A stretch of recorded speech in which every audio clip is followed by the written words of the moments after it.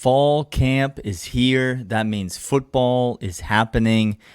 And we are going to talk today on the Locked On Bulldogs about the most important players on the offensive side of the ball. Not the best players on the offensive side of the ball. You already know their names.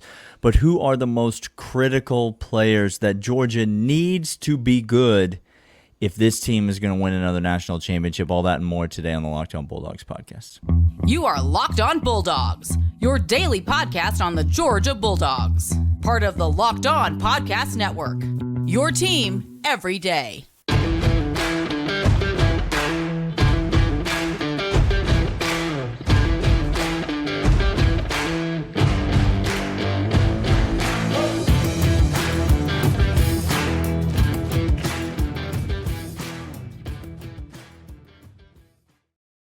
Hello and welcome to the Locked On Bulldogs podcast. I am Daniel, joined by no one today, but that's all right. We're holding it down here on a Thursday evening. A little late getting you the episode today, but we're here. I got John coming back on the pod tomorrow. He and I will be talking about the schedule, breaking down Georgia's opponents, what he thinks about all those matchups. Clint will be back next week, and we'll have lots to discuss about fall camp.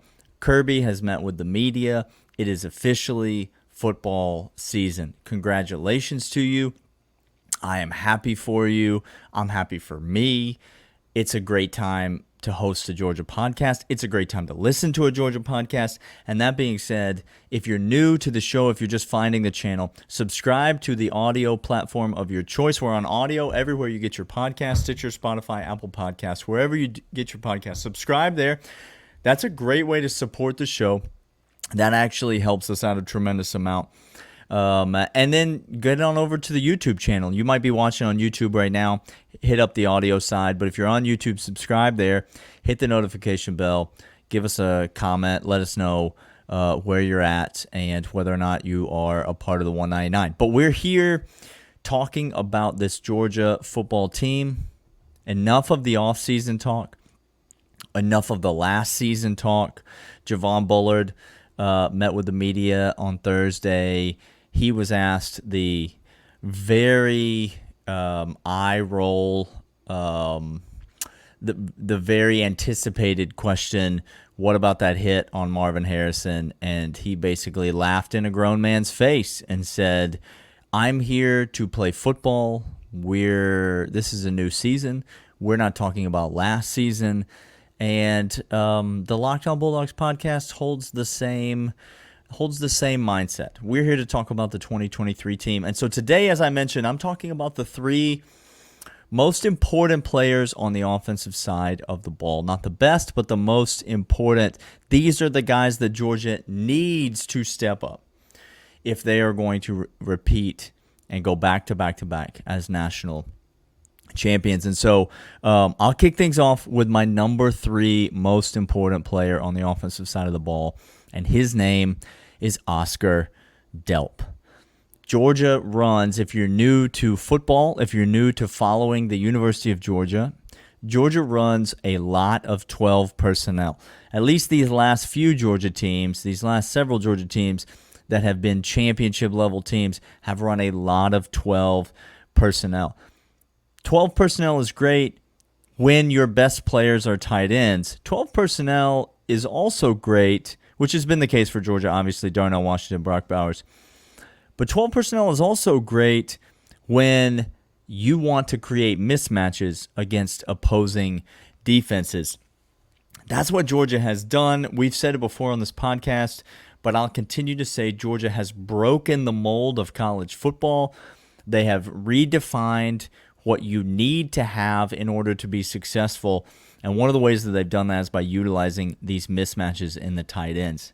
For Georgia to continue to try to do that, to try to impose their will, they need, capital N, need Oscar Delp to be an elite football player this season. Now, we know that Oscar Delp has got all the skill set. We've seen all the tape. We've seen him in spring game. We've seen him in very limited action. We know that he's got great hands. We know that he's got elite speed. We know that he has incredible size given his quickness. we know that he's potentially going to be a very big weapon. Let me tell you my biggest concern about Oscar Delp going into this season and what Georgia needs from him. My biggest concern is that Oscar Delp is cut very much from the same cloth as Brock Bowers. Now, that shouldn't be a concern because if you're anything like Brock Bowers, then you're very good at football, and Oscar Delp is very good at football. What I fear is that Georgia is going to lack and miss greatly the presence of Darnell Washington on the offensive line. His presence not only in the pass game, but primarily in the run game, in pass protection, in the way that he disrupts edge rushers, in the way that he makes defenses completely have to change their strategy about how they're going to pursue the football because there is an immovable object between them and where they're trying to get. Brock Bowers is a good blocker. I think Oscar Delp is a good blocker. He's got good size, but it's not the same 12 personnel that you're used to seeing Georgia fans. And so I'll just caution you and say that when there's two tight ends on the field, that's going to be more like 4 wide receivers and a single back than it has been in previous years. It's going to be more like 4 pass catching options. It's going to be more spread out. Now, these players might not literally physically be spread out on the line of scrimmage, but it's going to lend itself much more to throwing the football unless Oscar Delp and Brock Bowers can prove themselves as elite run blockers. Now, we've seen it from Brock Bowers, obviously not on the level of Darnell Washington, but we've seen it from him. Will we see it from Oscar Delp? We know he can run. We know he can catch the football. We know he can be elite in those phases of the game. Georgia needs him to be elite in the other phases of the game that Darnell Washington excelled so much at. Maybe not to that level, but at least give them something so that they can continue to run that 12 personnel effectively, so that they can continue to protect Carson Beck, create holes for the running backs, and create mismatches against the opposing defense. Get him matched up against a linebacker. I love it all day. Get him matched up against a safety. I love it all day. Put him right next to Brock Bowers and let him run complementary routes and just watch the defense all move towards Brock Bowers. Oscar Delp could have a really big season this year, y'all, because of all the attention that Brock Bowers gets. He's the number 3 most important player that Georgia needs to be good this year on offense. I got 2 more, and we will get to them right after this. But first, let's talk about LinkedIn Jobs. You know, if you run a small business, that every new potential hire can feel like a high-stakes wager for the life of your small business. You want to be 100% certain that you have access to the best qualified candidates available. That's why you need to check out LinkedIn Jobs. LinkedIn Jobs helps you find the right people for your team faster and, most importantly, for free. Everyone knows about LinkedIn. Everyone's got a profile on LinkedIn, but maybe you don't know that if you're in the HR department of your small business and you're looking to make a hire, LinkedIn Jobs is the place for you to go. It is so easy and free to create a job post on LinkedIn Jobs. And then all you do is you take that job post and the purple hashtag and put it in the purple hashtag hiring frame and add it to your LinkedIn profile to spread the word that you are hiring. There are simple tools like screening questions that make it easy to focus on the right candidates with just the right skills and experience so you can quickly prioritize who you want to interview and hire the right person. It's why small businesses rate LinkedIn Jobs number 1 in delivering quality hires versus the competition.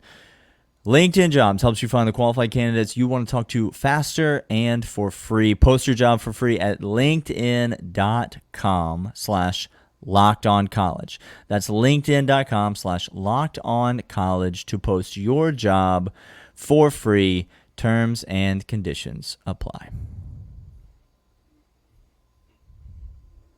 All right, two more players, the most important players on the offensive side of the ball for the University of Georgia. And I'm going to move into the offensive line for my number 2 spot. It may not come as a surprise to you that I feel very good about 4 members of this offensive line. The interior 3 offensive linemen are as rock solid as they come.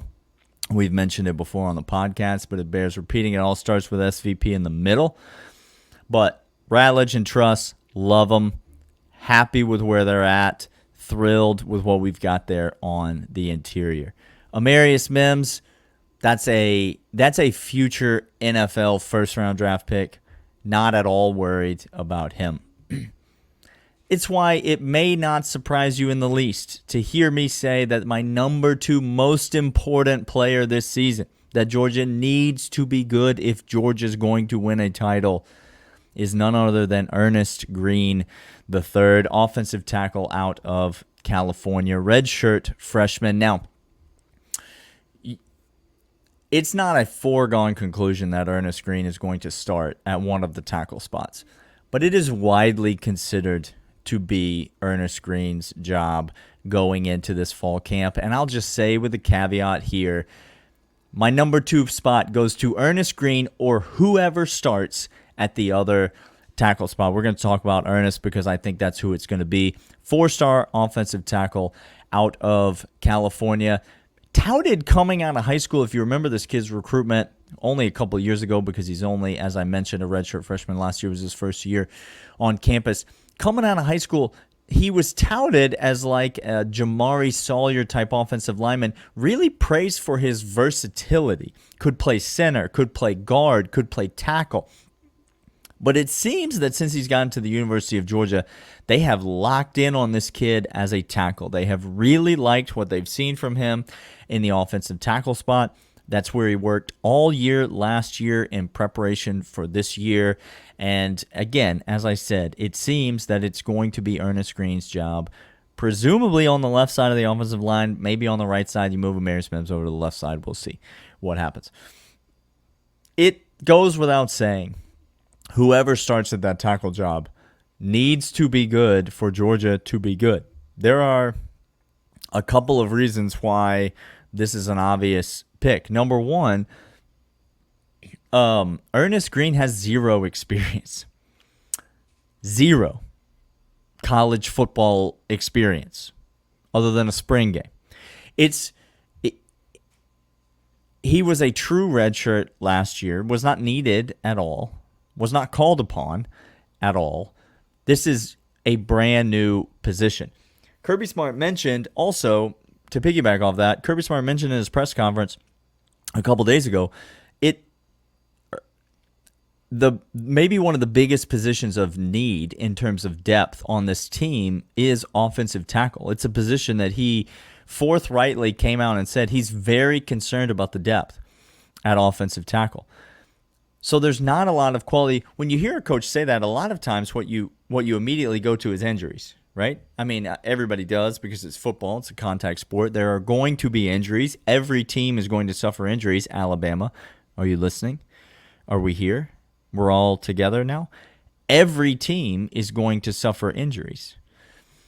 So when you think about lack of depth, you think about injuries often.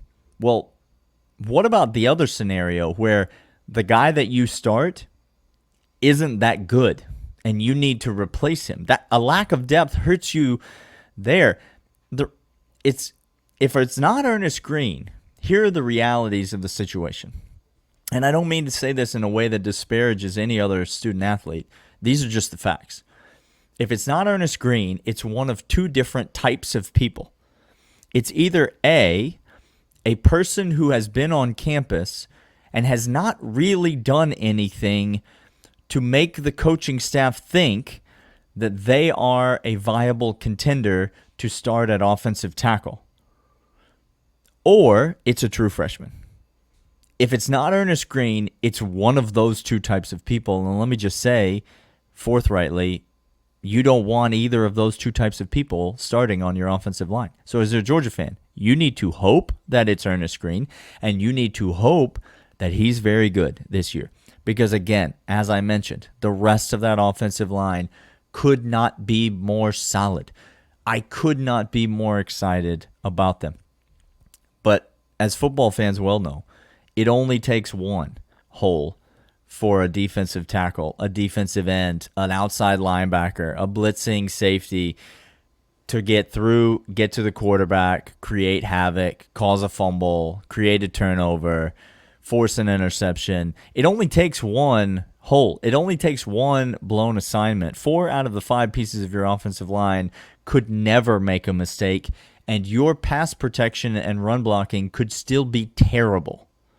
That's how the offensive line works. It's a unit that thrives on cohesion. Every piece needs to be good. And so Ernest Green is, I put him at number 2. He should be the number 1 player that is the most important for the University of Georgia in order for them to be elite. Georgia needs Ernest Green to perform. Now, that being said, there's no reason to think the young man won't. It's just that we haven't seen him do it before now.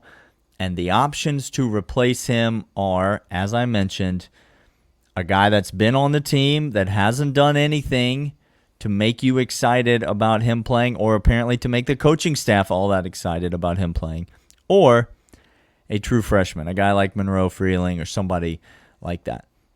We want it to be Ernest Green. I think it'll be Ernest Green, but we need Ernest Green to be elite for Georgia to be back-to-back national champions. All right, I got one more name for you.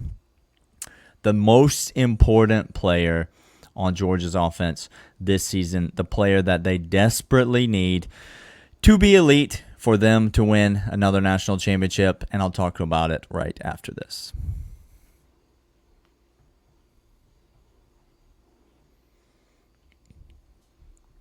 Welcome to the third segment. Happy to have you. What's up, 199? Listen, if you're a part of the 199, thank you so much for all the ways that you support the show. Bonfire.com/store/the199. If you want to get the Here Comes the Death March t-shirt, you can get it there in preparation for the season. Going to be a lot of death marches this year. I hope Ernest Green is blocking for a lot of death marches this year.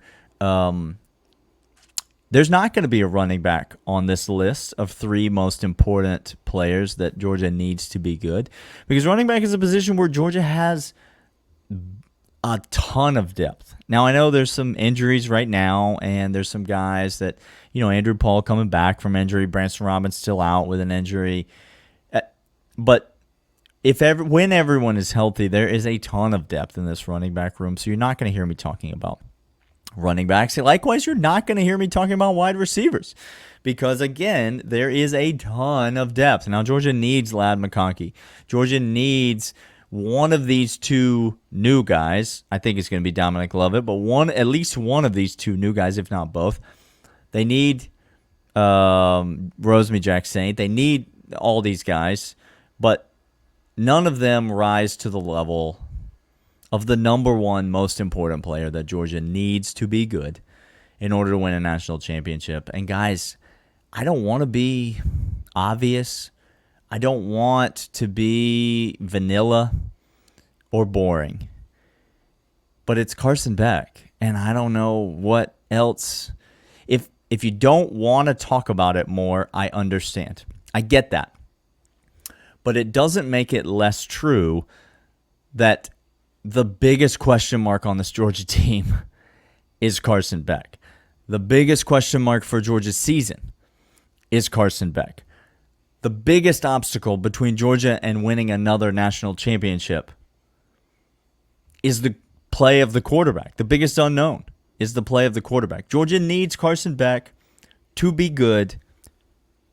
Maybe not elite, but I think they probably need him to be pretty dang good if Georgia is going to win another national championship. Now, they can get through the regular season with Carson Beck being fine.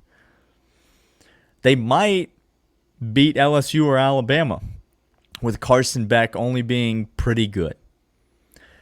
But I don't know that you're going to survive 2 games in the college football playoff with anything less than a very good Carson Beck. Now, listen, because it can be easy to forget. Stetson Bennett was so good last season. Go back and watch some of these games, guys. He was so good. I don't think Georgia fans, even now, even after all of the hype, and we've been on this podcast advocating that Stetson Bennett's the greatest college football player of all time, and I believe that he is. I don't think Georgia fans even now appreciate what they had in this young man, middle-aged man, elderly man, Stetson Bennett. He's about to be the Rams starting quarterback within the next year or so, and he was elite for Georgia last year. He made so many great decisions. He made so many elite throws, and he made so few disastrous mistakes. That's what Georgia needs out of Carson Beck.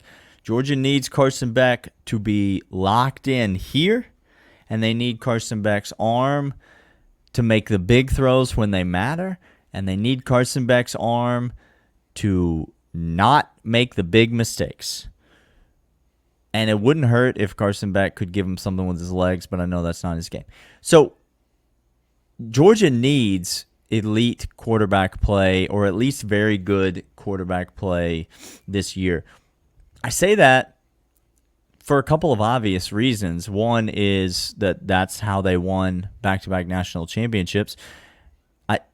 The crowd that yelled at me all year last year and said the only reason Georgia won in 2021 was because of that defense. It was the defense carried them, and Stetson Bennett was lucky to be on that team. And that crowd got really quiet toward the end of last season, and I haven't heard them at all during this offseason. Georgia has won back-to-back national championships. Yes, they've had great defense, and spoiler alert, they're going to have a great defense again this year. But they've won back-to-back national championships because they have had very timely and elite quarterback play in the moments where it mattered the most. Georgia's going to need that. Again, the second obvious reason that Georgia's going to need elite quarterback play to win a national championship is when you look at the weapons on the offensive side of the ball. I mentioned the depth of the running back room. Kirby Smart himself said, I'm not sure we have a star in that room. And number one, I was shocked to hear him say that, because it's a bit of a slight to the room, to every person in that room, specifically to Kendall Milton. But I don't know that I disagree at all. I think I adamantly agree with him. Georgia has a lot of good running backs, but I don't think Georgia is going to be carried to a national champion. When you look at the weapons on this Georgia offense and you start listing them in order, the weapons on this offense, let's just do it. Who's number one? Gosh, who could it be? Brock Bowers is number one. Who's number two? It's probably Ladd McConkey, or it's Dominic Lovett, and the other one is number three. Who's number four? It might be Oscar Delp. When you start looking at who the weapons are, a lot of you out there are really sky high on Arian Smith this year. Rosemy Jack Saint came on in stretches a little bit last year. What are we going to get from Ra Thomas this year? Dylan Bell, a name that a lot of people aren't talking about enough. When you start listing the weapons on this team, yes, Daijun Edwards, yes, Kendall Milton, yes, Branson Robinson, those are dudes. But they're a little bit further down the list. Georgia's primary weapons need a quarterback to get them the ball in a timely and effective fashion. This team's going to be built around quarterback play. It just is. That is the absolute truth. And Georgia's been spoiled these last 2 years with Stetson Bennett. And if Carson Beck is not up to snuff, I don't see a path where Georgia wins the national championship. Again, I just don't. I think if Carson Beck is fine, I think Georgia can make the playoff. But I don't see a path where they go back to back to back. So he is the number one most important player on offense for me that needs to be good for Georgia to win a title. The list again, Oscar Delp, Ernest Green, and Carson Beck. The one thing they all share in common, they are all going to be playing significant roles on this team for the very first time this year. It shouldn't surprise you that those are the guys that I think need to step up in order for Georgia to be elite. As I mentioned before, John from Old John Tweet Sports will be back tomorrow. We'll be talking about the schedule. We're going to get his thoughts on Georgia's toughest opponent. We're going to get his thoughts on who might be a slip-up game. He's got lots of interesting things to say, just as a little preview for you. So you're not going to want to miss that. Check back tomorrow. And then next week, Clint and I will be back. We have a full slate of shows planned. We're going to be breaking down things that we're hearing out of fall camp. We're going to be projecting the depth chart. We're going to be talking about all manner of things. Next week on the Locked On Bulldogs podcast, we will see you guys then.